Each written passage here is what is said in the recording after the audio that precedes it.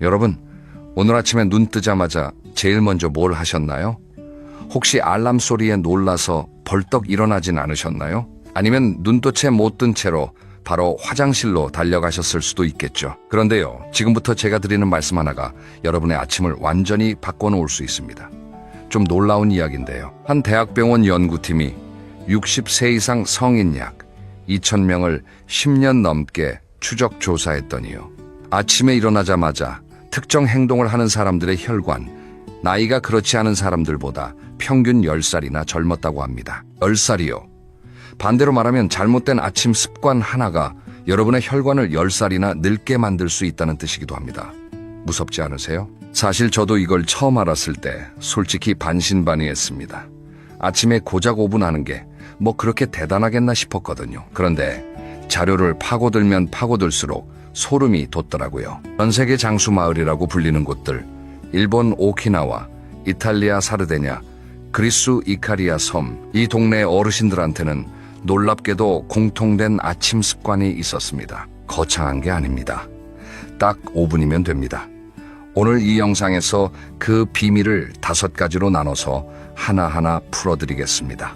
끝까지 보시면요, 내일 아침부터 바로 따라 하실 수 있는 구체적인 방법을 모두 가져가실 수 있습니다. 이 마지막 5번째 비밀은요, 이걸 빠뜨리면 나머지 4가지를 다 해도 효과가 반으로 줄어드는 아주 중요한 내용이니까 꼭 끝까지 함께 해주세요. 자, 그러면 첫 번째 이야기부터 시작해 볼까요? 여러분, 밤새 주무시는 동안 입안에서 무슨 일이 벌어지는지 아세요? 우리가 편안하게 잠들어 있는 그 6시간에서 8시간 동안 입안에서는 정말 엄청난 일이 벌어집니다. 낮 동안에는 우리가 말도 하고 물도 마시고 밥도 먹으니까 침이 계속 나오잖아요. 이 침이 사실은 천연 소독약 역할을 합니다. 침 속에 있는 항균 물질들이 세균을 어느 정도 억제해 주거든요. 그런데 밤에 잠들면 어떻게 될까요? 침 분비가 확 줄어듭니다. 거의 10분의 1 수준으로 떨어져요. 그러면 입안이 바싹 마르면서 세균들한테는 그야말로 천국이 되는 겁니다. 좀 더 쉽게 비유를 해드릴게요. 낮 동안 입안이 깨끗한 수영장이라면 밤새 침이 마른 입안은 물이 빠진 웅덩이 같은 겁니다. 고여있는 물에 이끼가 끼고 벌레가 모이듯이 우리 입안에서도 세균이 폭발적으로 늘어납니다. 실제로 한 구강 미생물 연구에 따르면요, 밤사이 입안 세균 수가 최대 수백 배까지 증가할 수 있다고 합니다. 아침에 일어났을 때 입안이 텁텁하고 냄새가 나는 거 다 이유가 있었던 거예요. 문제는 여기서 끝이 아닙니다. 많은 분들이 아침에 일어나자마자 물부터 한 잔 드시잖아요. 건강에 좋다고 하니까요. 그런데 잠깐만요. 양치를 안 하고 그냥 물을 마시면 어떻게 될까요? 밤새 입안에 잔뜩 번식한 세균들을 물이랑 같이 꿀꺽 삼키는 겁니다. 이 세균들이 위장으로 들어가면 위 점막을 자극하고 장내 환경을 어지럽힐 수 있어요. 특히 위가 약하신 분들은 아침마다 속이 불편한 원인이 바로 이것일 수도 있습니다. 그래서 장수하는 어르신들은 어떻게 하느냐? 아침에 눈 뜨면 제일 먼저 입안을 정리합니다. 꼭 칫솔질까지 안 하더라도 물로 입안을 충분히 헹궈내는 것부터 시작하세요. 혀도 살살 닦아주시면 더 좋습니다. 혀 위에 세균이 제일 많이 모여 있거든요. 일본 오키나와의 한 장수 마을에서는요, 90이 넘은 어르신들이 아침에 일어나면 소금물로 입안을 가볍게 헹구는 습관이 있다고 합니다. 오래전부터 전해 내려온 생활의 지혜인 거죠. 입안 정리를 하셨으면 이제 물을 마실 차례입니다. 그런데 여기서 중요한 게 하나 있어요. 물의 온도입니다. 차가운 물을 마시면 어떻게 될까요? 잠에서 막 깬 우리 몸은 아직 체온이 완전히 올라오지 않은 상태예요. 이때 찬물이 확 들어오면 위장이 깜짝 놀랍니다. 혈관도 순간적으로 수축하고요. 특히 겨울철이나 새벽에는 이게 심장에 부담을 줄 수 있어요. 반대로 너무 뜨거운 물은 식도 점막을 자극합니다. 그러면 뭐가 좋으냐? 미온수입니다. 체온과 비슷하거나 살짝 따뜻한 정도, 35도에서 40도 사이의 물이 제일 좋습니다. 손가락을 넣었을 때 뜨겁지도 차갑지도 않은 그 정도 온도요. 이 미온수 한 잔이 우리 몸에서 하는 일이 정말 대단합니다. 첫째, 밤새 수분을 잃어 걸쭉해진 혈액을 묽게 만들어줍니다. 아침은 하루 중 혈액이 가장 끈적한 시간대거든요. 그래서 뇌졸중이나 심근경색 같은 심혈관 사고가 아침 시간대에 가장 많이 발생하는 건데요. 미온수 한 잔이 이 위험을 낮춰주는 겁니다. 둘째, 위장에 부드러운 신호를 보냅니다. 이제 일어날 시간이야, 준비해 하고 알려주는 거죠. 장 운동이 자연스럽게 시작되면서 아침 배변 활동도 규칙적으로 바뀌게 됩니다. 셋째, 신진대사가 활성화됩니다. 잠자는 동안 느려졌던 몸의 엔진이 서서히 워밍업을 시작하는 거예요. 정리하면 이렇습니다. 아침에 눈 뜨시면요, 먼저 물로 입안을 깨끗이 헹구세요. 그리고 나서 미온수 한 잔을 천천히 드세요. 벌컥벌컥 들이키시면 안 됩니다. 한 모금씩 입안에서 살짝 머금었다가 넘기는 느낌으로 드시면 됩니다. 이것만으로도 여러분 몸의 아침 시동이 완전히 달라집니다. 자동차도 한겨울에 시동 걸면 바로 출발 안 하잖아요. 잠깐 예열하고 가야 엔진이 오래 가는 것처럼 우리 몸도 마찬가지입니다. 그런데 말이에요. 물을 마시는 것만으로는 사실 부족합니다. 여기서 많은 분들이 실수하시는 게 있어요. 물 마시고 나서 바로 벌떡 일어나시는 거예요. 개운하다 하면서 침대에서 훌쩍 일어나시는 분들 많으시죠. 그런데 이게 생각보다 위험할 수 있습니다. 특히 60대 이상이신 분들은 꼭 주의하셔야 해요. 왜 그런지 두 번째 이야기에서 자세히 말씀드리겠습니다. 자, 두 번째 비밀입니다. 여러분, 혹시 아침에 일어나다가 갑자기 핑 도신 적 있으세요? 눈앞이 캄캄해지면서 휘청하신 적요. 아마 한두 번쯤은 경험해 보셨을 겁니다. 이걸 의학 용어로 기립성 저혈압이라고 하는데요. 쉽게 말하면 갑자기 일어설 때 피가 머리까지 제대로 올라오지 못해서 생기는 현상입니다. 젊을 때는 혈관이 탄력이 좋으니까 금방 적응하는데 나이가 들수록 혈관벽이 딱딱해지면서 이 적응 속도가 느려져요. 그래서 갑자기 벌떡 일어나면 순간적으로 뇌에 피가 모자라게 되는 겁니다. 이게 단순히 어지러운 것으로 끝나면 다행인데요. 문제는 이 순간에 넘어지는 거예요. 한 노인의학 통계를 보면요. 70대 이상 어르신들의 낙상사고 중 약 30%가 아침 기상 직후에 발생한다고 합니다. 30%면 거의 3건 중 1건이에요. 넘어지면서 고관절이 부러지고 그게 수술로 이어지고 회복이 늦어지면서 건강이 급격하게 나빠지는 경우가 정말 많습니다. 어르신들 사이에서 넘어지면 끝이다라는 말이 괜히 나온 게 아닙니다. 그러면 어떻게 해야 할까요? 장수하는 분들의 비밀은 바로 여기에 있습니다. 바로 일어나지 않는 겁니다. 눈을 뜨고 나서 최소 1분에서 2분 정도는 누운 채로 몸을 천천히 깨워줍니다. 이때 하는 게 바로 발끝치기와 기지개입니다. 발끝치기라는 게 뭐냐면요. 정말 간단합니다. 누워 계신 상태에서 양발을 가지런히 모아보세요. 그리고 발끝을 서로 톡톡 부딪혀주는 겁니다. 좌우로 벌렸다가 모으면서 발 안쪽을 탁탁탁 치는 거예요. 이걸 한 30번에서 50번 정도 반복하시면 됩니다. 빠르게 하실 필요 없어요. 천천히 리듬감 있게 톡톡톡 하시면 됩니다. 이 단순한 동작이 왜 좋으냐면요. 첫째, 발을 움직이면 종아리 근육이 같이 수축과 이완을 반복합니다. 종아리는 우리 몸의 제2의 심장이라고 불리는 곳이에요. 다리 쪽에 몰려있던 혈액을 심장 쪽으로 다시 올려보내는 펌프 역할을 하거든요. 밤새 누워있으면 혈액이 아래쪽에 고여있는데 발끝치기를 하면 이 피가 다시 순환하기 시작합니다. 둘째, 발목 관절이 부드럽게 풀립니다. 밤새 굳어있던 관절에 윤활유를 쳐주는 것과 같아요. 일어났을 때 발목이 삐끗하거나 무릎이 뻣뻣한 느낌이 훨씬 줄어듭니다. 셋째, 한의학에서 말하는 용천혈이라는 혈자리가 발바닥 앞쪽에 있는데요. 발끝을 부딪힐 때 이 부분이 자극됩니다.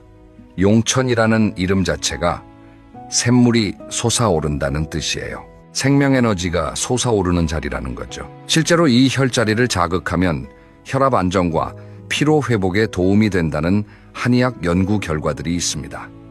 발끝치기를 하셨으면 이번에는 기지개를 켜볼 차례입니다. 기지개라고 하면 대부분 그냥 팔 한번 쭉 뻗는 걸 떠올리시는데요. 제대로 하면 효과가 완전히 다릅니다. 누운 상태에서 양팔을 머리 위로 쭉 뻗어보세요. 손가락 끝이 천장 너머까지 닿는다는 느낌으로 최대한 길게 늘려줍니다. 동시에 발끝은 반대 방향으로 쭉 밀어주세요. 위아래로 온몸이 쭉 늘어나는 느낌이 드실 겁니다. 이 상태에서 크게 숨을 들이쉬고 5초 정도 버텨보세요. 그리고 후 하고 내쉬면서 힘을 풀어주시면 됩니다. 이걸 3번에서 5번 반복하세요. 이 동작을 하면 척추 사이사이에 있는 디스크, 그러니까 추간판에 수분이 다시 흡수되면서 디스크가 통통하게 살아납니다. 밤새 누워있으면 디스크가 팽창해 있는 상태인데 기지개로 부드럽게 자극을 주면 척추가 하루를 맞이할 준비를 하는 거예요. 또 온몸의 근막이 한꺼번에 스트레칭이 되니까 혈액순환이 확 좋아지고요. 림프액순환도 촉진돼서 붓기가 빠지는 효과도 있습니다. 여기서 하나 더 추가하면 좋은 동작이 있는데요. 무릎 끌어안기입니다.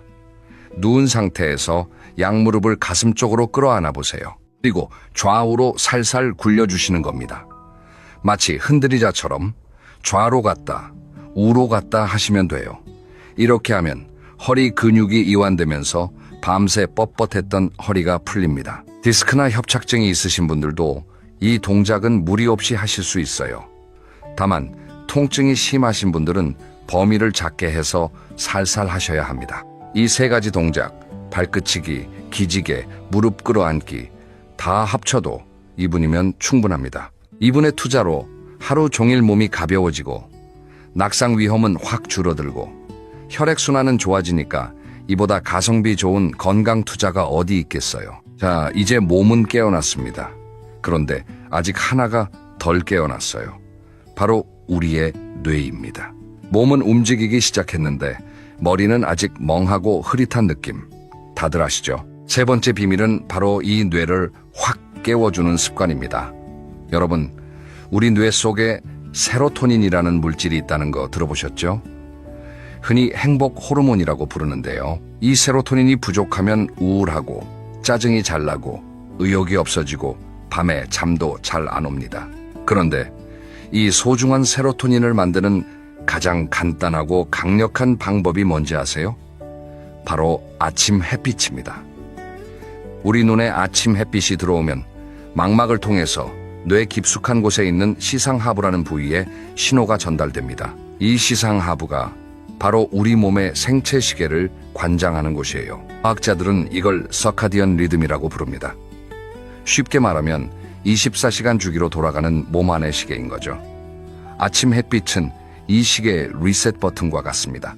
매일 아침 햇빛을 쬐면 몸이 지금이 낮이구나, 활동할 시간이구나 하고 인식하면서 세로토닌 분비를 확 올려줍니다. 그러면 낮 동안 기분이 좋고 활력이 넘치고 밤이 되면 이 세로토닌이 멜라토닌이라는 수면 호르몬으로 바뀌면서 깊은 잠을 잘 수 있게 해줍니다. 이게 바로 선순환이에요.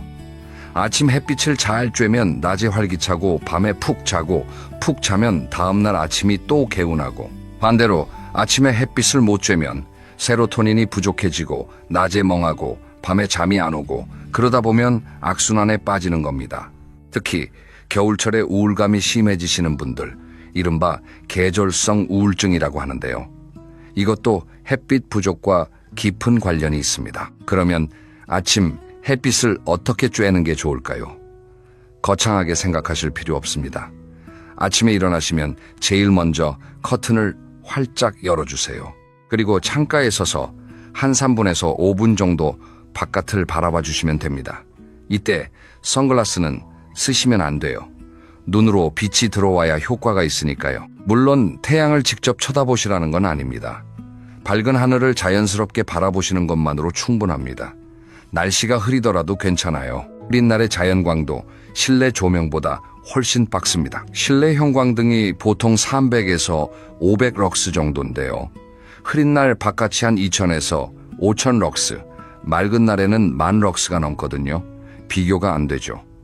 여기에 하나를 더하면 금상첨화입니다. 바로 환기예요. 창문을 열어서 신선한 공기를 들여보내주세요.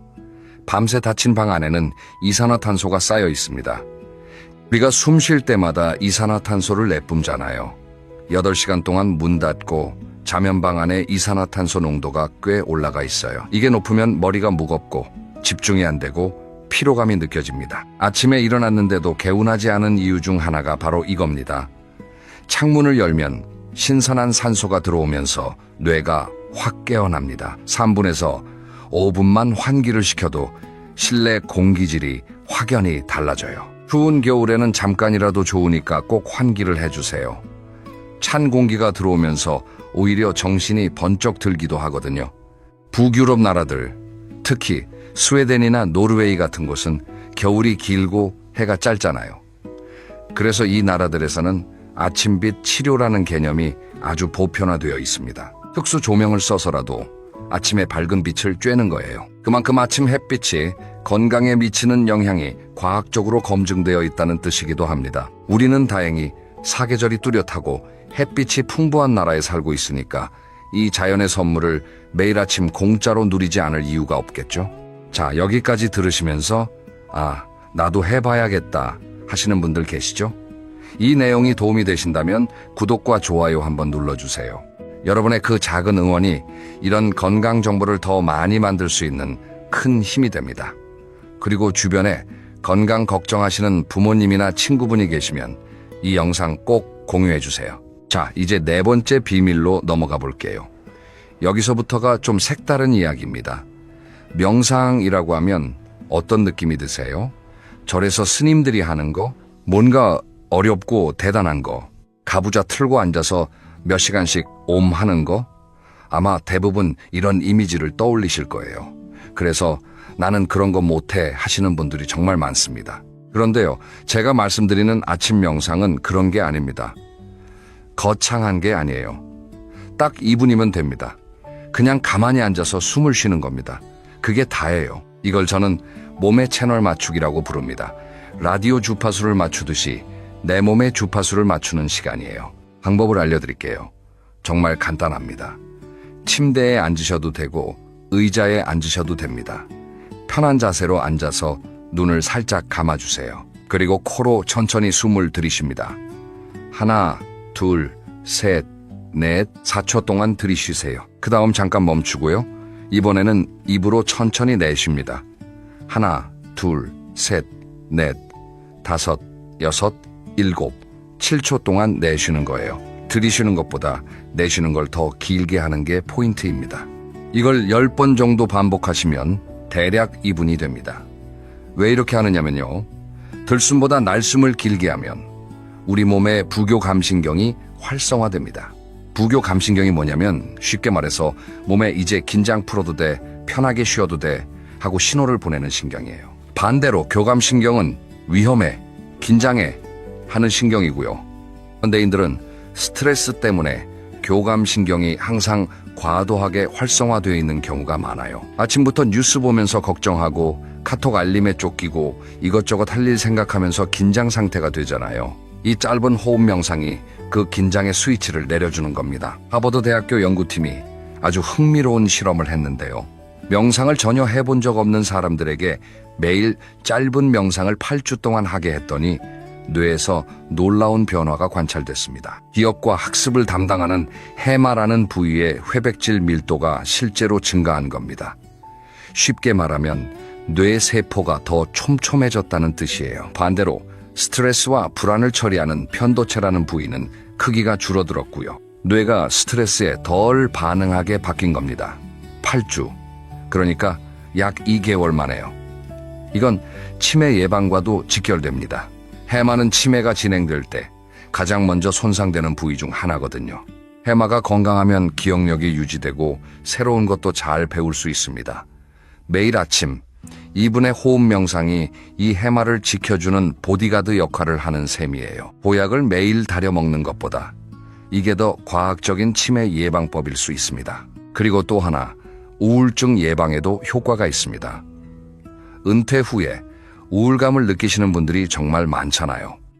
매일 바쁘게 살다가 갑자기 할 일이 없어지면 마음이 허해지고 자존감도 떨어지고 나는 이제 쓸모없는 사람인가 하는 생각까지 드시는 분들도 계십니다.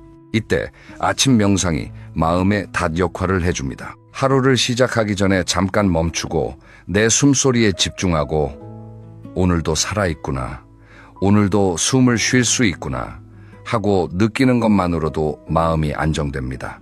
처음에는 잡념이 많이 떠오를 거예요. 아, 오늘 뭐 해야 하지?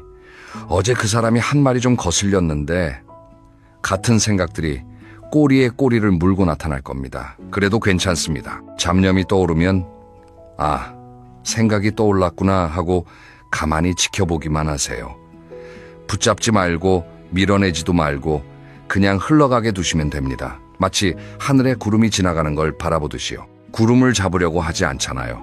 그냥 아, 구름이 지나가네 하고 보는 것처럼 생각도 그렇게 대하시면 됩니다. 이게 익숙해지면 정말 신기한 경험을 하시게 될 거예요. 이분의 고요한 시간이 하루를 완전히 다르게 만들어줍니다. 마치 스마트폰을 재부팅하면 느려졌던 게 빨라지듯이 아침 명상은 우리 뇌의 재부팅이에요. 이 재부팅을 하고 시작한 하루와 안 하고 시작한 하루는 질이 완전히 다릅니다. 자, 여기까지 오셨으면 이제 우리 아침 루틴이 거의 완성되어 가고 있습니다. 첫째, 입안 정리와 미온수. 둘째, 누워서 하는 스트레칭. 셋째, 햇빛과 환기. 넷째, 호흡 명상. 이 네 가지만으로도 정말 대단한 변화를 만들 수 있는데요. 그런데 제가 처음에 말씀드렸죠. 이 모든 걸 다 해도 한 가지를 빠뜨리면 효과가 반으로 줄어든다고요. 그 다섯 번째 비밀, 지금부터 말씀드리겠습니다. 다섯 번째 비밀은 바로 아침 식사에 관한 이야기입니다. 아침밥을 먹어야 하나 말아야 하나, 이거 정말 오랫동안 논쟁이 되어 온 주제죠. 어렸을 때부터 아침밥은 꼭 먹어야 한다고 배웠잖아요. 아침을 걸으면 머리가 안 돌아간다, 아침을 안 먹으면 살이 찐다, 이런 말들 많이 들으셨을 겁니다. 그런데 요즘에는 또 간헐적 단식이 좋다면서 아침을 일부러 안 먹는 분들도 계시고요. 도대체 뭐가 맞는 건지 헷갈리시죠? 결론부터 말씀드리면요, 정답은 사람마다 다르답니다. 하지만 특히 60대 이상 중장년층에게는 아침 식사가 중요한 이유가 따로 있습니다. 나이가 들수록 근육이 줄어드는 속도가 빨라져요. 이걸 근감소증, 의학용어로 사르코페니아라고 하는데요. 40대부터 매년 근육이 약 1%씩 줄어들고 70대 이후에는 그 속도가 더 빨라집니다. 근육이 줄어들면 기초 대사량이 떨어지고 활동량이 줄고 면역력도 약해지고 넘어졌을 때 뼈를 보호해줄 쿠션도 없어지는 거예요. 그래서 시니어에게는 아침에 단백질을 챙겨 먹는 것이 특별히 중요합니다. 그런데 여기서 주의할 점이 있어요. 아침에 일어나자마자 바로 밥을 먹으시면 안 됩니다. 왜냐하면 아직 위장이 완전히 깨어나지 않은 상태거든요. 비유를 하자면 아직 준비 운동도 안 한 선수한테 갑자기 뛰어 하는 것과 같아요. 먼저 미온수를 마시고 가벼운 스트레칭을 하고 최소한 30분에서 1시간 정도 지난 후에 아침 식사를 하시는 게 좋습니다. 우리가 앞에서 배운 루틴을 다 하고 나면 자연스럽게 그 정도 시간이 되니까 타이밍이 딱 맞는 거예요. 그러면 아침에 뭘 먹어야 좋을까요? 핵심은 두 가지입니다. 단백질과 식이섬유. 이 두 가지를 중심으로 드시면 됩니다. 단백질은 달걀이 가장 간편하고 효과적입니다. 달걀 1개, 단백질이 약 7g 들어있는데요. 아침에 달걀 2개만 드셔도 약 14g의 단백질을 섭취할 수 있습니다. 삶은 달걀, 달걀 프라이, 스크램블, 뭐든 좋아요. 간편하게 드시면 됩니다. 두부도 훌륭합니다.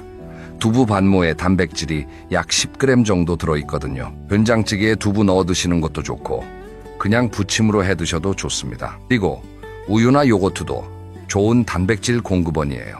식이섬유는 왜 중요하냐면요, 아침에 장 활동을 도와주고 혈당이 급격히 오르는 걸 막아줍니다. 흰 쌀밥만 드시면 혈당이 확 올랐다가 확 떨어지면서 오전 중에 나른해지고 졸려질 수 있어요. 그래서 잡곡밥이나 현미밥을 드시거나 채소 반찬을 꼭 곁들여 주시는 게 좋습니다. 김치, 나물, 미역, 시금치, 이런 것들이 다 식이섬유가 풍부하죠. 반대로 아침에 피해야 할 것들도 있습니다. 첫째, 빈속의 커피는 좋지 않습니다. 커피의 카페인이 위산 분비를 촉진하는데요. 빈속에 마시면 위벽이 직접 공격을 받게 됩니다. 위염이나 속쓰림의 원인이 될 수 있어요. 커피를 드시고 싶으시면 꼭 뭔가를 드신 후에 마셔주세요. 둘째, 과일 주스를 아침 대용으로 드시는 분들이 계신데요. 시판 주스에는 당분이 정말 많이 들어있습니다. 과일을 통째로 드시는 건 괜찮지만 갈거나 짜서 주스로 만들면 식이섬유는 빠지고 당분만 남게 돼요. 혈당 관리가 중요한 분들은 특히 주의하셔야 합니다. 셋째, 빵과 잼 혹은 시리얼 같은 서양식. 아침은 사실 당분과 정제 탄수화물이 많아서 혈당 관리에 좋지 않습니다. 전 세계 장수 지역, 이른바 블루존이라고 불리는 곳들의 아침 식단을 보면 공통점이 있어요. 화려하지 않습니다. 오키나와 어르신들은 두부와 고구마, 해조류를 즐기고요. 사르데냐, 사람들은 통곡물빵에 올리브유를 뿌려 먹습니다. 그리스 이카리아 섬에서는 허브차와 꿀, 그리고 채소 중심의 소박한 아침을 먹어요. 한 가지 확실한 건 어디에도 설탕 범벅의 가공식품은 없다는 겁니다. 우리나라 식단으로 말씀드리면요. 잡곡밥에 된장국, 달걀 반찬, 나물 한두 가지. 이게 사실 세계 어디에 내놔도 손색 없는 완벽한 장수 아침 식단입니다. 거창한 게 필요 없어요. 우리 할머니, 할아버지가 드시던 그 소박한 밥상이 이미 정답이었던 겁니다. 다만 여기에 단백질만 좀 더 신경 써서 달걀이나 두부를 추가해 주시면 금상첨화입니다. 그리고 한 가지 더 중요한 게 있는데요. 식사 속도입니다. 천천히 드셔야 합니다. 한 숟갈 떠서 20번에서 30번 정도 씹어주세요. 밥을 오래 씹으면 단맛이 난다. 이 말 들어보셨죠? 이건 침 속에 아밀레이스라는 소화효소가 탄수화물을 분해하기 시작했기 때문인데요. 이렇게 입에서 소화가 시작되면 위장의 부담이 확 줄어듭니다. 또 천천히 먹으면 포만감을 느끼는 신호가 뇌에 제때 도착해서 과식도 막을 수 있고요. 이렇게 5가지 비밀을 모두 말씀드렸습니다. 다시 한번 정리해 볼게요. 첫째, 아침에 눈 뜨면 입안부터 정리하고 미온수 한 잔. 둘째, 바로 일어나지 말고 누워서 발끝치기와 기지개로 몸 깨우기. 셋째, 커튼 열고 아침 햇빛 쬐면서 환기하기. 넷째, 2분간 조용히 호흡 명상하기. 다섯째, 단백질과 식이섬유 중심의 소박한 아침 식사 챙겨 먹기. 다 합쳐서 얼마나 걸릴까요? 스트레칭 2분, 햇빛과 환기 3분에서 5분, 호흡 명상 2분, 식사 준비와 식사 시간을 제외하면 순수하게 5분에서 10분이면 됩니다. 이 짧은 시간이 여러분의 혈관을, 뇌를, 관절을, 장을, 그리고 마음까지 지켜줄 수 있습니다. 그런데 여기서 끝이 아닙니다.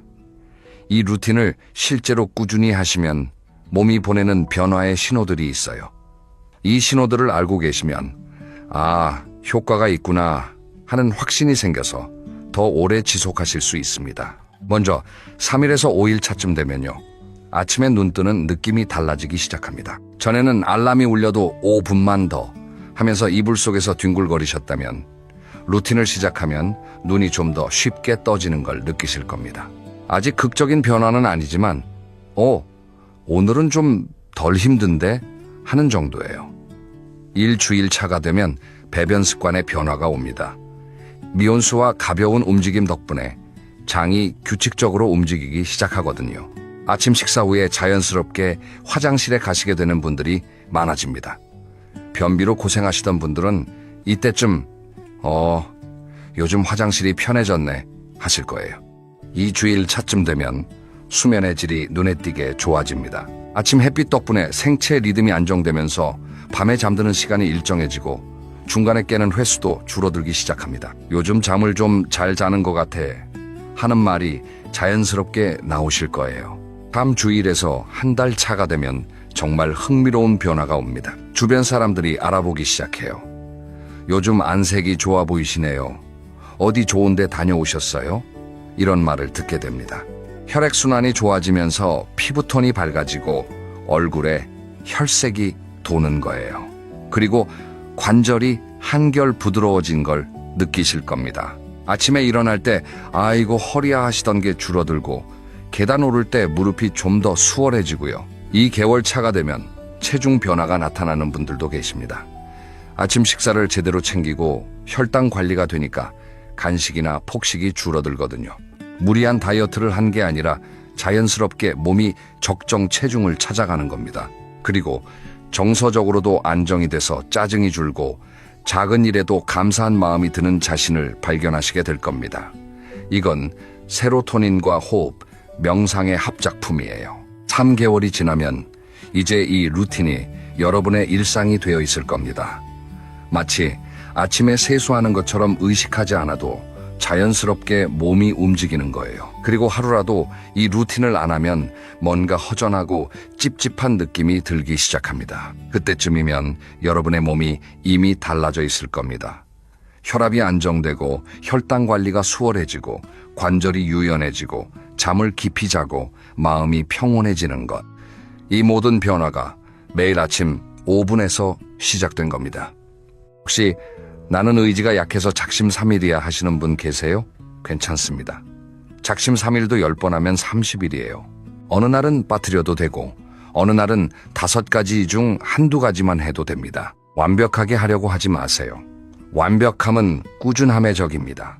오늘 미온수 한 잔만 마셔도 성공이고 내일 거기에 기지개 한 번만 추가하면 더 큰 성공입니다. 이렇게 조금씩 천천히 자기 속도에 맞춰 가시면 됩니다. 복리 효과라는 말 아시죠? 은행에 돈을 넣어두면 이자에 이자가 붙어서 시간이 지날수록 눈덩이처럼 불어나는 거요. 건강 습관도 똑같습니다.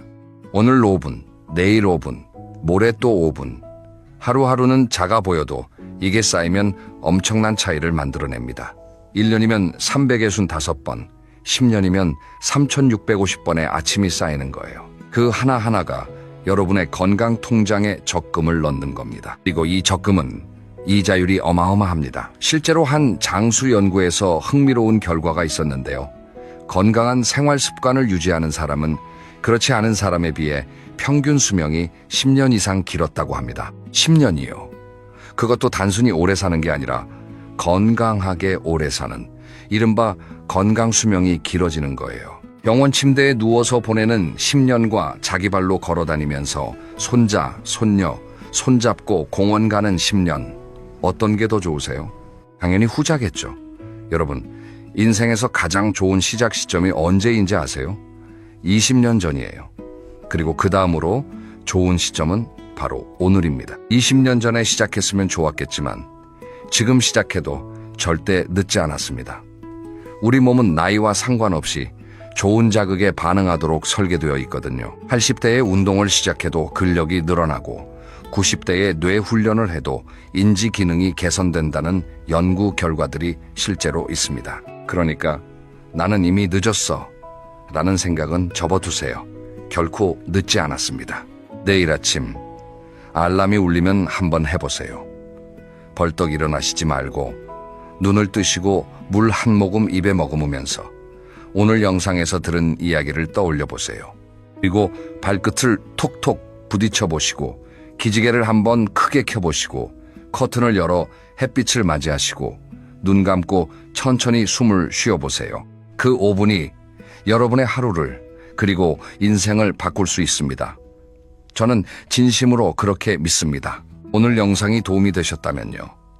댓글로 여러분만의 아침 습관을 한번 공유해 주세요. 저는 매일 아침 이런 걸 해요 하는 것들이 있으시면 적어주시면 다른 분들께도 큰 도움이 될 겁니다. 그리고 혹시 나는 이 루틴 중에 이걸 해봤는데 효과가 있었다 하는 경험담이 있으시면 그것도 꼭 남겨주세요. 서로의 경험이 서로에게 힘이 되니까요. 다음 영상에서는 이번 아침 루틴의 짝꿍이라고 할 수 있는 잠자기 전 5분 루틴을 준비하고 있습니다. 아침을 잘 시작하는 것만큼 하루를 잘 마무리하는 것도 중요하거든요. 밤에 이것만 하면 수면의 질이 확 달라지는 비밀 기대해 주세요. 오늘도 끝까지 함께 해주셔서 진심으로 감사합니다. 여러분의 내일 아침이 오늘보다 더 건강하고 더 행복하길 바랍니다. 우리 다음 영상에서 또 만나요. 건강하세요. 똑같은 아파트, 똑같은 평수입니다. 그런데 어떤 집에 들어가면 마음이 편안해지고 어떤 집에 들어가면 이유 없이 가슴이 답답해집니다. 여러분도 이런 경험 한 번쯤 있으시지 않습니까? 친구 집에 놀러 갔는데 현관문을 여는 순간 기분이 좋아지는 집이 있고요. 반대로 들어서자마자 왠지 모르게 한숨이 나오는 집이 있습니다. 그 차이가 뭘까요? 인테리어가 비싸서? 집이 넓어서? 아닙니다. 놀랍게도 그 차이는 돈이 아니라 정리에 있었습니다. 제가 오늘 여러분께 들려드릴 이야기 하나가 있습니다. 올해 72살이 되신 한 할머니 이야기입니다. 이 할머니는 3년 넘게 잠을 제대로 못 주무셨습니다. 밤마다 뒤척이고 새벽 서너시면 눈이 떠지고 낮에는 온종일 피곤하셨습니다. 병원에도 다녀보시고 좋다는 영양제도 드셔보셨는데 별 차도가 없으셨습니다. 그런데요, 이 할머니가 어느 날 방 한 칸을 정리하셨습니다. 30년 넘게 쌓아두었던 물건들을 하나씩 비우셨어요. 그랬더니 어떻게 되었을까요? 일주일 만에 잠이 깊어지기 시작했습니다. 한 달 뒤에는 자녀들이 부쩍 자주 찾아오기 시작했고요. 석 달이 지나자 할머니는 이렇게 말씀하셨습니다. 집이 달라지니까 내 인생이 달라졌다고요. 우연이라고 생각하십니까? 아닙니다. 오늘 이 이야기를 끝까지 들으시면 왜 집의 상태가 바뀌면 사람의 운명까지 바뀌는지 그 비밀을 아시게 됩니다. 자, 그럼 지금부터 운이 나가는 집과 운이 들어오는 집의 결정적 차이 함께 살펴보겠습니다. 여러분, 혹시 우리 집 거실 탁자 위에 물건이 몇 개나 올려져 있는지 세어보신 적 있으십니까? 리모컨, 돋보기, 약통, 신문, 과일 접시, 손주, 장난감까지 아마 10개는 훌쩍 넘을 겁니다. 그게 뭐 어때서 하고 생각하실 수 있습니다. 그런데요, 이 하나하나가 우리 머리를 얼마나 피곤하게 만드는지 아시면 깜짝 놀라실 겁니다. 미국 프린스턴 대학교에서 아주 흥미로운 실험을 한 적이 있습니다. 사람들을 두 그룹으로 나누었습니다. 한 그룹은 깔끔하게 정리된 방에서 일을 하게 했고요. 다른 한 그룹은 물건이 어지럽게 널려 있는 방에서 똑같은 일을 하게 했습니다. 결과가 어떻게 나왔을까요? 어수선한 방에 있던 사람들은 집중력이 뚝 떨어졌습니다. 같은 일을 하는데 시간이 더 오래 걸렸고 실수도 훨씬 많았습니다. 왜 그럴까요? 우리 뇌는 눈에 보이는 모든 것을 자동으로 처리하려고 합니다. 탁자 위에 물건이 15개 있으면 뇌는 그 15개를 동시에 인식하고 분류하느라 에너지를 씁니다. 본인은 전혀 의식하지 못하는 사이에요. 마치 컴퓨터에서 프로그램을 15개 동시에 켜놓으면 느려지는 것과 똑같습니다. 이게 하루 이틀이면 괜찮습니다. 그런데 3년, 5년, 10년 동안 이런 환경에서 매일매일 지내신다고 생각해 보십시오. 뇌가 쉴 틈이 없습니다. 그러니 이유 없이 피곤하고 의욕이 없고 짜증이 나는 겁니다. 어르신들이 자주 하시는 말씀 중에 이런 게 있습니다. 나이가 드니까 기운이 없어. 그런데요, 제가 감히 말씀드립니다. 기운이 없는 게 전부 나이 탓은 아닙니다. 집이 기운을 빼앗고 있는 것일 수도 있습니다. 물건만 문제가 아닙니다. 빛도 중요합니다. 어르신들, 댁에 가보면 커튼을 꽁꽁 닫아 놓으신 집이 꽤 많습니다. 햇빛이 들어오면 가구가 바랜다, 눈이 부시다, 이런 이유로요. 마음은 이해합니다. 하지만 자연광이 차단된 방에 오래 계시면 우리 몸에서 행복 호르몬이라 불리는 세로토닌 분비가 줄어듭니다. 세로토닌이 부족하면 어떻게 됩니까? 기분이 가라앉고 잠이 잘 안 오고 식욕도 떨어집니다. 혹시 겨울만 되면 괜히 우울해지시는 분 계시지 않습니까? 그게 바로 햇빛 부족과 관련이 깊습니다. 그런데 이걸 겨울이 아니라 1년 내내 커튼 하나로 만들어버리고 계신 겁니다. 또 한 가지 있습니다. 오래된 집, 오래된 물건에서 나는 냄새입니다. 본인은 이미 익숙해져서 못 느끼십니다. 그런데 외부에서 오시는 분들은 현관문 여는 순간 바로 느낍니다. 눅눅한 냄새, 오래된 종이 냄새, 먼지 냄새, 이런 냄새들이 무의식 중에 기분을 가라앉히고 집에 있고 싶은 마음을 줄여버립니다. 자녀분들이 자주 안 오시는 이유, 혹시 이것 때문은 아닌지 한번 돌아보실 필요가 있습니다. 정리하겠습니다. 운이 나가는 집에는 3가지 공통점이 있습니다. 첫째, 물건이 넘쳐서 뇌가 쉴 수 없는 집. 둘째, 빛이 차단되어 몸과 마음이 가라앉는 집. 셋째, 공기와 냄새가 정체되어 활기가 사라진 집. 이 3가지가 겹치면 아무리 좋은 약을 드셔도, 아무리 좋은 음식을 드셔도 효과가 반감됩니다. 왜냐하면 우리가 가장 오래 머무는 공간이 우리를 끌어내리고 있으니까요. 그렇다면 반대로 운이 들어오는 집은 어떤 모습일까요? 비싼 가구를 사야 하는 걸까요? 인테리어 업체를 불러야 하는 걸까요? 전혀 아닙니다. 생각보다 훨씬 단순합니다. 그 이야기는 지금부터 들려드리겠습니다. 여러분, 기분 좋은 집에 대해서 한번 떠올려 보십시오. 어떤 이미지가 그려지십니까? 아마 이런 모습이 아닐까 합니다. 문을 열면 은은한 빛이 들어오고 공기가 산뜻하고 시야가 탁 트여 있는 모습. 거기에 작은 화분 하나, 깨끗한 쿠션 하나 정도만 놓여 있는 그런 공간 말입니다. 그런 집에 들어가면 어깨에 힘이 빠지면서 절로 편안해지지 않습니까? 이게 단순히 기분의 문제가 아닙니다. 과학적으로 확인된 사실입니다. 영국 런던 대학교에서 이런 연구를 했습니다. 정돈된 공간에서 생활하는 사람들과 어수선한 공간에서 생활하는 사람들을 비교했더니 정돈된 공간의 사람들이 스트레스 호르몬 수치가 눈에 띄게 낮았습니다. 뿐만 아닙니다. 판단력도 더 좋았고 새로운 일을 시작하려는 의욕도 더 높았습니다. 같은 사람인데 공간만 바뀌었을 뿐인데 이렇게 차이가 나는 겁니다. 여기서 중요한 포인트가 있습니다. 운이 들어오는 집이 꼭 비싸거나 넓은 집은 아니라는 겁니다. 핵심은 여백입니다. 여백이라는 건 빈 공간을 말합니다. 탁자 위에 아무것도 없는 부분, 벽에 아무것도 걸려있지 않은 부분, 바닥에 아무것도 놓여있지 않은 부분. 이 빈 공간이 우리 뇌에 보내는 신호가 있습니다. 여기는 안전하다, 여기서는 쉬어도 된다 라는 신호입니다. 반대로 빈틈없이 물건으로 가득 찬 공간은 뇌에 이런 신호를 보냅니다. 아직 처리할 게 많다, 긴장을 풀면 안 된다. 그러니 아무리 소파에 누워 쉬려고 해도 눈앞에 물건이 가득하면 진짜 휴식이 되지 않는 겁니다. 자연광도 빼놓을 수 없습니다. 아까 커튼 이야기를 드렸는데요. 운이 들어오는 집에서는 낮 시간에 반드시 빛이 들어옵니다. 하루에 최소 서너 시간은 자연광이 방 안에 들어오도록 해놓은 집. 이런 집에 사는 분들은 수면의 질이 좋습니다. 왜냐하면 낮에 충분히 빛을 받아야 밤의 수면, 호르몬인 멜라토닌이 제대로 분비되거든요. 낮에 빛을 못 받으면 밤에 잠이 안 오는 건 당연한 이치입니다. 향기도 이야기해 보겠습니다. 코는 우리 오감 중에서 기억과 감정에 가장 강하게 연결된 감각입니다. 어릴 때 어머니가 끓여주시던 된장찌개 냄새를 맡으면 갑자기 코끝이 찡해지는 것. 그게 바로 후각과 감정의 연결입니다. 그래서 집 안냄새가 좋으면 집에 있는 것 자체가 행복해집니다. 대단한 향수를 뿌리라는 게 아닙니다. 환기를 잘 시키고 가끔 은은한 차 한 잔의 향이 퍼지는 것만으로도 충분합니다. 마지막으로 운이 들어오는 집에는 작은 생명이 있습니다. 화분 하나, 작은 꽃 한 송이. 이것이 주는 심리적 효과가 상당합니다. 식물이 있는 공간에서 생활하면 혈압이 안정되고 불안감이 줄어든다는 연구 결과가 여러 건 있습니다. 물을 주고 자라는 모습을 지켜보는 것 자체가 일종의 심리치료 역할을 한다고 합니다. 정리해 보겠습니다. 운이 들어오는 집의 비밀은 크게 네 가지입니다. 첫째, 여백이 있는 공간.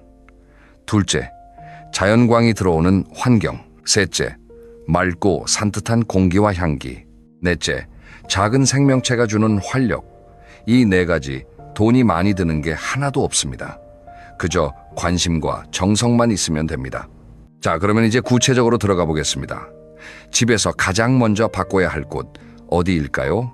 바로 현관입니다. 현관 하나만 바꿨는데 하루가 달라졌다는 분들의 이야기 지금부터 들려드리겠습니다. 여러분, 매일 아침 현관문을 열고 나설 때 눈에 가장 먼저 들어오는 게 무엇입니까?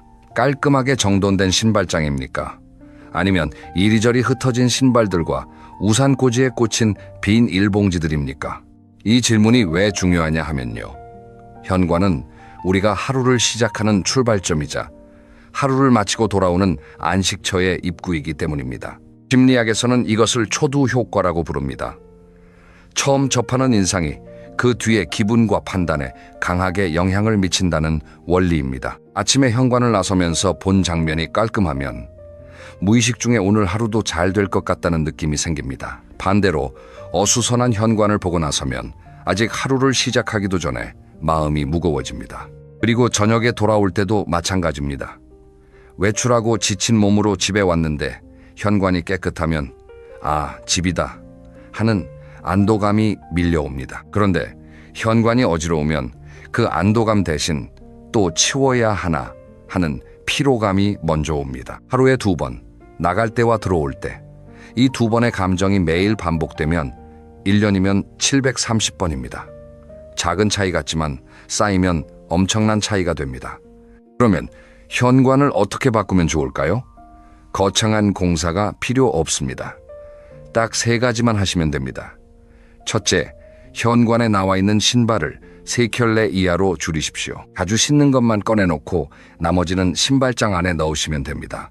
보이는 신발 수가 줄어드는 것만으로 현관이 훨씬 넓어 보입니다. 둘째, 현관에 작은 조명 하나를 두십시오. 밤에 돌아왔을 때 은은한 불빛이 맞아주는 느낌, 이게 생각보다 큰 위로가 됩니다.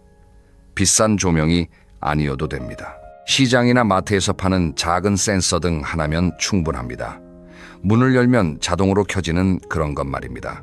셋째, 현관에 작은 꽃이나 초록, 식물 하나를 놓아보십시오.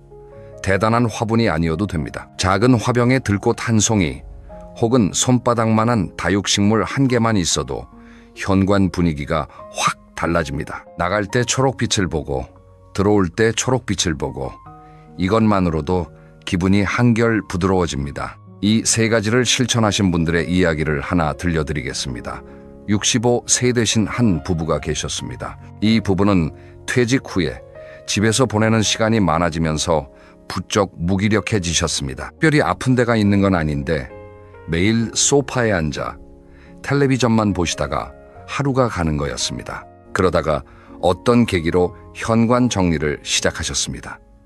신발을 정리하고 작은 선반을 치우고 예쁜 화분 하나를 놓으셨습니다. 그랬더니 놀라운 변화가 일어났습니다. 아침에 현관 앞에 서면 괜히 밖에 나가고 싶은 마음이 드시더라는 겁니다. 그래서 산책을 시작하셨고 산책을 하다 보니 동네 분들과 인사를 나누게 되셨고 그러다 보니 하루가 활기차게 바뀌셨습니다. 현관 하나를 바꿨을 뿐인데 생활 전체가 달라진 겁니다. 여러분, 현관은 그냥 신발 놓는 곳이 아닙니다. 우리 하루의 기분을 결정하는 스위치입니다. 이 스위치를 깔끔하게 정비해 놓으시면 매일 아침 좋은 기분으로 하루를 시작할 수 있습니다. 자, 현관을 바꾸셨으면 이제 집 안으로 좀 더 들어가 보겠습니다. 우리가 가장 오래 머무는 2 공간, 거실과 침실 이야기입니다. 이 2 곳이 건강과 관계를 얼마나 크게 좌우하는지 아시면 정말 놀라실 겁니다. 여러분, 거실은 어떤 공간이라고 생각하십니까? 텔레비전 보는 곳, 밥 먹고 쉬는 곳, 물론 그렇기도 하지만 거실의 진짜 의미는 사람과 사람이 만나는 곳입니다. 예전에는 사랑방이라고 했죠. 가족이 모여 이야기를 나누고 손님이 오면 차를 대접하고 명절에 다 같이 둘러앉던 공간. 그 사랑방의 현대판이 바로 거실입니다. 그런데 요즘 어르신들 거실을 보면요. 사랑방이라기보다 창고에 가까운 집이 적지 않습니다. 큰 텔레비전 앞에 소파가 하나 있고 나머지 공간은 온갖 물건으로 채워져 있습니다. 건강보조식품 상자, 안 쓰는 안마기, 자녀들이 두고 간 짐, 손주 장난감, 오래된 신문과 잡지. 그래서 이런 일이 벌어집니다. 자녀들이 집에 오면 거실에 오래 앉아 있지 않습니다. 답답하니까요. 이야기를 나누다가도 금방 일어납니다. 손주들도 뛰어놀 공간이 없으니 오래 있고 싶어 하지 않습니다. 어르신 입장에서는 자녀들이 빨리 간다고 서운하실 수 있는데요. 사실 거실의 상태가 그 원인일 수 있다는 겁니다. 거실에서 가장 먼저 하실 일은 바닥과 탁자를 비우는 것입니다. 바닥에 놓여 있는 물건들을 치우고 탁자 위도 정말 필요한 것만 남기십시오. 리모컨 1개, 물컵 하나 정도면 충분합니다. 나머지는 서랍이나 수납장에 넣으시면 됩니다. 이것만 해도 거실이 2배는 넓어 보입니다.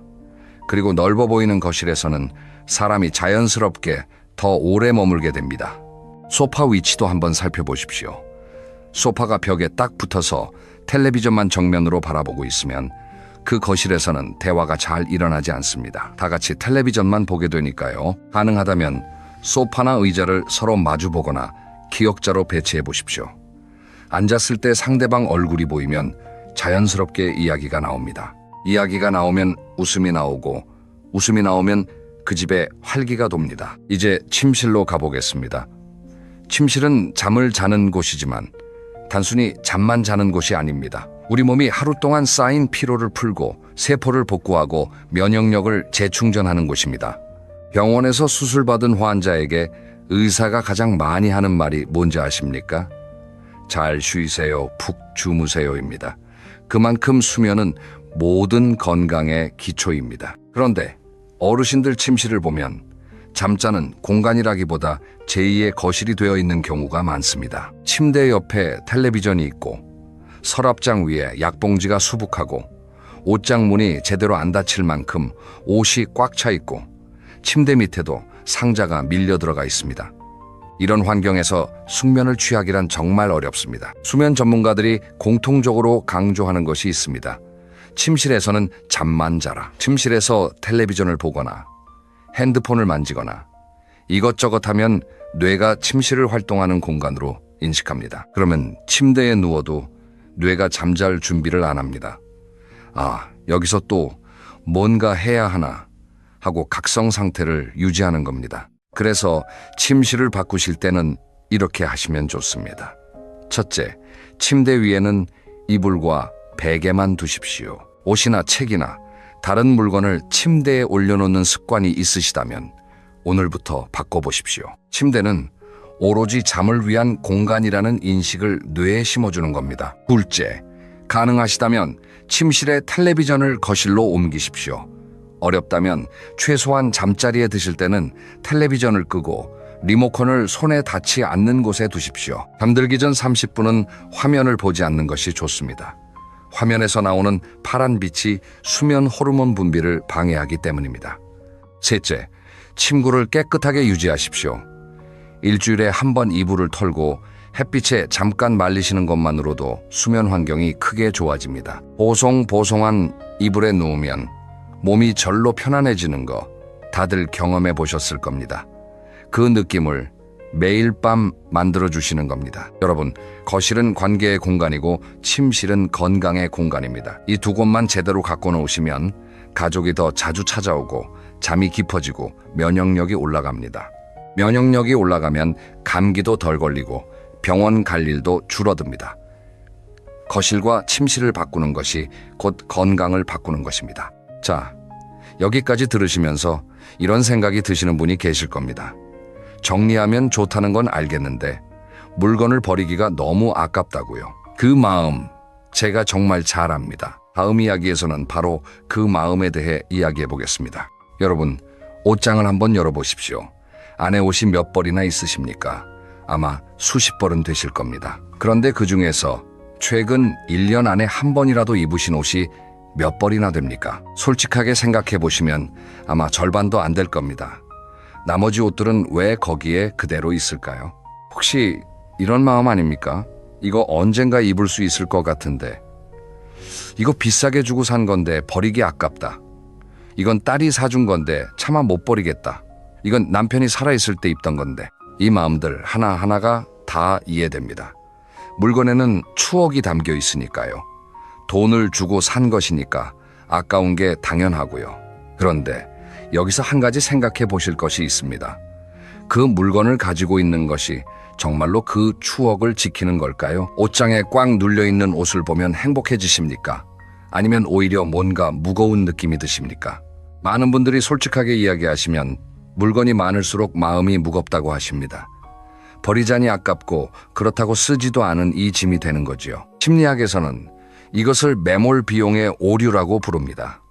쉽게 말하면 이미 들인 돈이나 정이 아까워서 지금 손해를 보면서도 놓지 못하는 심리입니다. 비싼 돈 주고 산 옷이니까 안 입어도 못 버리는 거.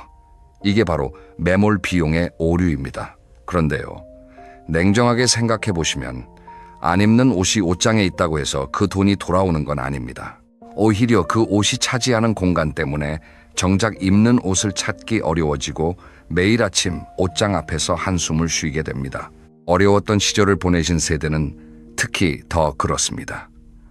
없어서 못 먹고 없어서 못 입던 시절을 겪으셨으니 있는 걸 버린다는 게 몸이 거부하는 겁니다. 그건 나약한 게 아닙니다. 살아온 시간이 만든 자연스러운 반응입니다. 그래서 저는 감히 이렇게 말씀드리고 싶습니다.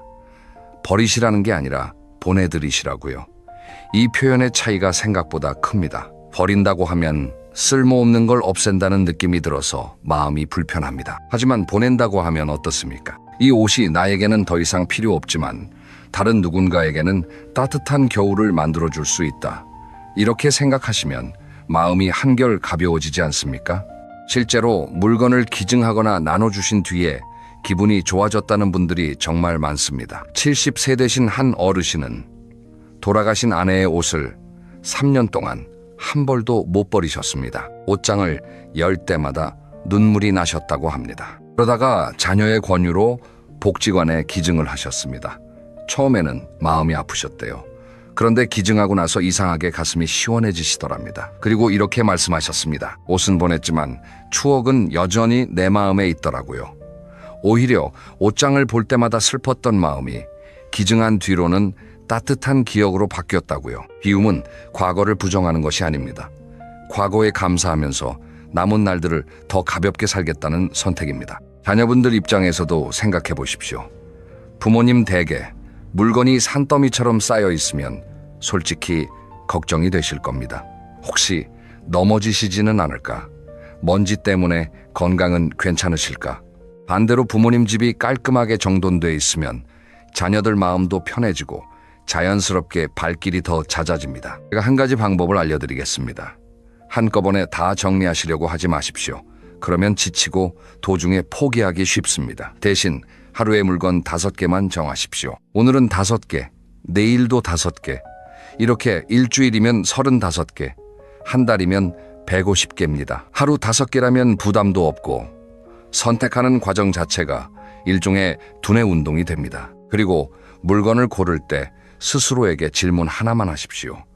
이것이 나를 미소 짓게 하는가? 이 질문에 예라고 대답이 나오지 않는 물건은 감사한 마음을 담아 보내주시면 됩니다. 버리는 것이 아까운 마음, 충분히 이해합니다.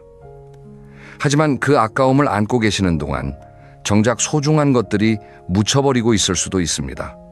지금 계신 공간에서 진짜 소중한 것만 남기시면 남은 날들이 훨씬 가벼워집니다.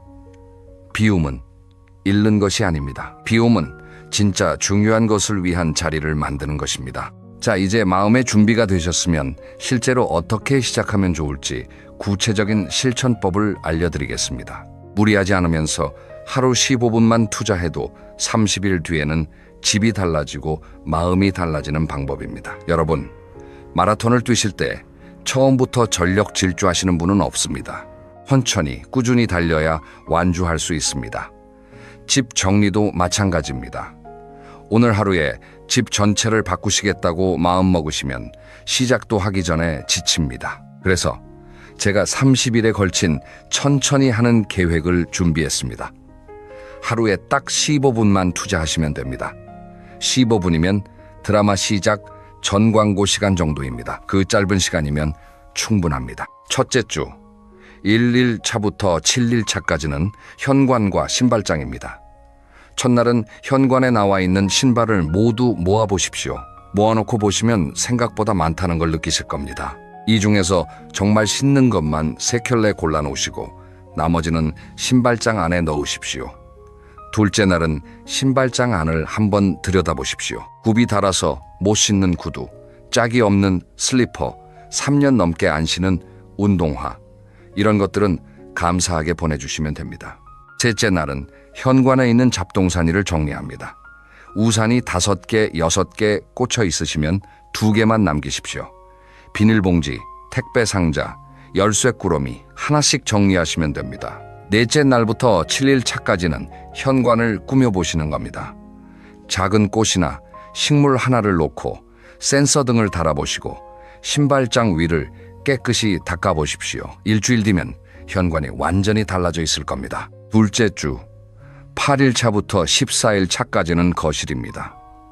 첫날은 거실 탁자 위부터 시작합니다. 탁자 위에 있는 것을 전부 바닥에 내려놓고 하나씩 보시면서 정말 탁자 위에 있어야 하는지 판단하십시오. 리모컨 하나, 그 외에는 서랍으로 들어가면 됩니다. 둘째 날은 소파 주변입니다. 소파 밑에 먼지가 쌓여 있지 않은지, 소파 위에 물건이 쌓여 있지 않은지 확인하시고 깔끔하게 정리하십시오. 셋째 날은 거실 바닥입니다. 바닥에 놓여 있는 물건들을 하나씩 줄여나가십시오. 넷째 날은 거실 수납장 안을 들여다봅니다. 서랍 하나만, 딱 하나만 열어서 정리하시면 됩니다. 나머지 날은 창문을 열어 환기하고 커튼을 활짝 열어보시고 소파 위치를 살짝 바꿔보시는 겁니다. 이렇게 둘째 주가 끝나면 거실에 앉았을 때 느낌이 확연히 다를 겁니다. 셋째 주, 15일 차부터 21일 차까지는 침실과 옷장입니다. 침실 정리의 핵심은 침대를 비우는 것입니다.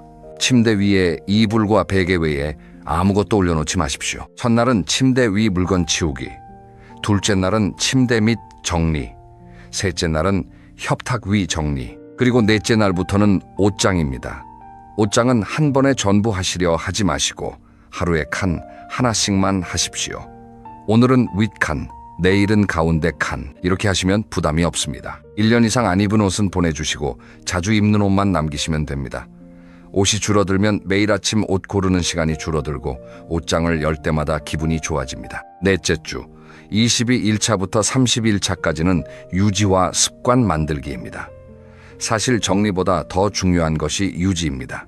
한번 정리해놓고 다시 원래대로 돌아가시면 의미가 없으니까요. 넷째 주에는 매일 15분씩 이미 정리한 공간을 돌아보시면서 유지하는 연습을 하십시오. 아침에 일어나시면 이불 정리, 식사 후에는 탁자 정리, 외출해서 돌아오시면 신발 정리, 이 세 가지를 습관으로 만드시는 겁니다. 습관이라는 것은 보통 3주 정도 반복하면 몸에 배기 시작합니다. 넷째 주까지 마치시면 이미 3주를 하신 거니까 그때부터는 의식하지 않아도 자연스럽게 정리하시게 됩니다. 그리고 매일 15분의 정리가 주는 또 하나의 선물이 있습니다. 그 시간 동안 가만히 손을 움직이면서 물건을 다루다 보면 마음이 차분해지고 생각이 정리됩니다. 일종의 명상 효과가 있는 겁니다. 손으로 정리하면서 마음도 함께 정리되는 거지요. 30일이 지난 뒤 여러분의 집은 분명 달라져 있을 겁니다. 하지만 더 크게 달라진 것은 여러분의 마음입니다. 내가 내 공간을 가꿀 수 있다는 자신감, 작은 것이라도 해냈다는 성취감, 이것이 쌓이면 자존감이 올라갑니다. 자존감이 올라가면 행동이 달라지고, 행동이 달라지면 하루가 달라지고, 하루가 달라지면 인생이 달라집니다. 여러분, 오늘 정말 긴 시간 함께 해주셨습니다. 마지막으로 오늘 이야기의 핵심을 한번 되짚어 드리겠습니다. 운이 나가는 집에는 세 가지가 있었습니다. 물건이 넘치는 공간, 빛이 차단된 방, 정체된 공기. 이 세 가지가 우리도 모르는 사이에 기운을 빼앗고 있었습니다. 운이 들어오는 집의 비밀은 네 가지였습니다. 여백이 있는 공간, 자연광, 맑은 공기, 그리고 작은 생명. 돈이 드는 것은 하나도 없었습니다. 현관은 하루의 기분을 결정하는 스위치였습니다. 신발 정리, 작은 조명, 꽃 한 송이. 이 세 가지만으로 매일 아침이 달라집니다. 거실은 관계의 공간이고 침실은 건강의 공간이었습니다. 이 두 곳을 가꾸면 가족이 더 가까워지고 잠이 깊어지고 면역력이 올라갑니다. 물건을 버리는 것이 아니라 보내는 것이라고 했습니다. 비움은 과거를 부정하는 게 아니라 남은 날들을 위한 자리를 만드는 것이었습니다. 그리고 하루 15분, 30일이면 집도 마음도 달라진다고 했습니다. 여러분, 지금 당장 집 전체를 바꾸실 필요 없습니다. 오늘 이 영상을 보신 뒤 딱 한 가지만 해보시겠습니까? 현관에 나와 있는 신발을 세 켤레만 남기고 나머지를 신발장에 넣어보시는 겁니다. 그것 하나만 하시면 됩니다. 그 작은 변화가 내일의 나를 바꾸는 첫걸음이 됩니다. 오늘 이야기가 도움이 되셨다면 주변 분들에게도 나눠주십시오. 친구분, 형제분, 이웃 어르신에게 이 영상을 보여주시면 그분의 하루도 달라질 수 있습니다. 다음 시간에는 나이 들수록 돈이 모이는 사람들의 작은 습관이라는 주제로 찾아뵙겠습니다. 경제적인 안정이 마음의 안정과 어떻게 연결되는지, 시니어분들이 지금부터 실천할 수 있는 돈 관리 습관에 대해 이야기해 보려고 합니다. 꼭 다음 영상도 함께 해 주십시오. 오늘도 건강하시고 편안한 하루 보내십시오. 감사합니다.